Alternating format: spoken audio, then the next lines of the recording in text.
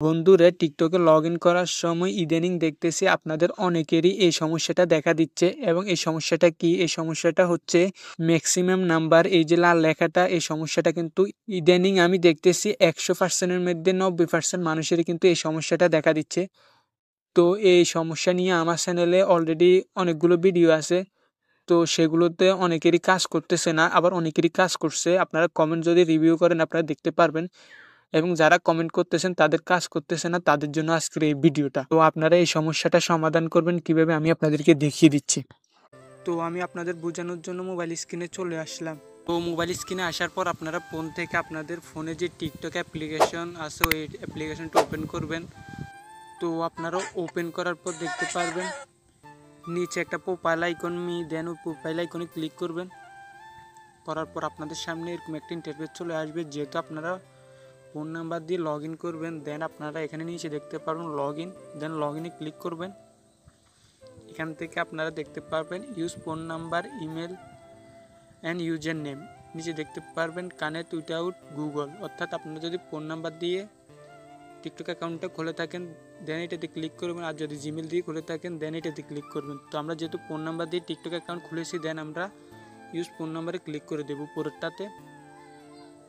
দেন আমরা এখানে দেখতে পারবো ইমেল ইউজার নেম একটা অপশন দেখতে পারবো এখানে, দেন এটাতে ক্লিক করে দেবো। করার পর এখানে দেখতে পারবো ফরগেট পাসওয়ার্ড, তো আমরা এই ফরগেট পাসওয়ার্ডের উপর ক্লিক করে দেব। করার পর এখান থেকে আমরা দেখতে পারবো ফোন নাম্বার, ইমেল। তো আমরা যেহেতু ফোন নাম্বার দিয়ে খুলেছি আমরা ফোন নাম্বার সিলেক্ট করে দেব। করার পর আপনাদের যে লগ ইন করার সময় যে সমস্যাটা দেখা দেয় ওই ফোন নাম্বারটা এখানে বসিয়ে দেবেন। এখানে আপনারা অবশ্যই সেই ফোন নাম্বারটা বসিয়ে দিবেন। তো আমি আমার ফোন নাম্বারটা বসিয়ে দিচ্ছি, যেহেতু আমার এই অ্যাকাউন্টে কিন্তু লগ ইন করতে এই সমস্যাটা দেখা দিচ্ছে।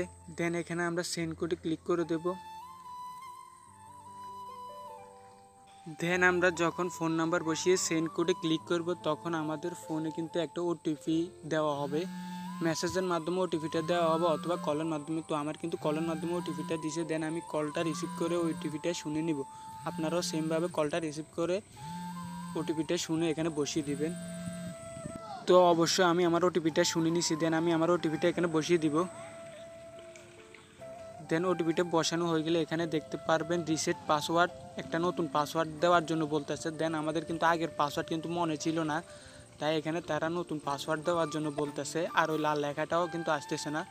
দেন এখান থেকে আমরা যদি নতুন একটা পাসওয়ার্ড বসিয়ে দিই দেন কিন্তু আমাদের টিকটক অ্যাকাউন্টটা লগ ইন হয়ে যাবে, আর কোনো লাল লেখা কোনো সমস্যা হবে না, লগ ইন হয়ে যাবে। অবশ্যই এখন আমরা একটা এখান থেকে নতুন পাসওয়ার্ড দেব। আর হ্যাঁ, অনেকে কিন্তু এখানে ইউনিক পাসওয়ার্ড দিতে পারেন না, দেন তারা কিন্তু পাসওয়ার্ড বসাতে পারেন না, কারণ তারা ইউনিক করে পাসওয়ার্ড দেন না। ইউনিক করে পাসওয়ার্ড না দেওয়ার কারণে এখানে কিন্তু নেক্সট লেখাটা লাল হয় না, অর্থাৎ নেক্সট লেখাটা আসে না। তো অবশ্যই আমি দেখিয়ে দিব কীভাবে ইউনিক পাসওয়ার্ড দিতে হয়, এবং ইউনিক পাসওয়ার্ড দেওয়ার পর নেক্সট লেখা কি আসে না তা আমি আপনাদেরকে দেখিয়ে দেবো। তো এখন আমি আমার একটা ইউনিক পাসওয়ার্ড দিচ্ছি। তো আপনারা যখন ইউনিক পাসওয়ার্ডটা বসিয়ে নেক্সটে ক্লিক করে দেবেন, দেন নেক্সটে ক্লিক করার পর কিন্তু আমাদের টিকটক অ্যাকাউন্টটা লগ ইন হয়ে যাবে। এই যে দেখতে পাচ্ছেন আমার কিন্তু অলরেডি টিকটক অ্যাকাউন্টটা লগ ইন হয়ে গেছে। দেন এখন আমি আপনাদেরকে যদি আমার প্রোফাইলে গিয়ে দেখিয়ে দিই, এই যে আমি এখন আপনাদের দেখানোর জন্য প্রোফাইলে চলে আসলাম।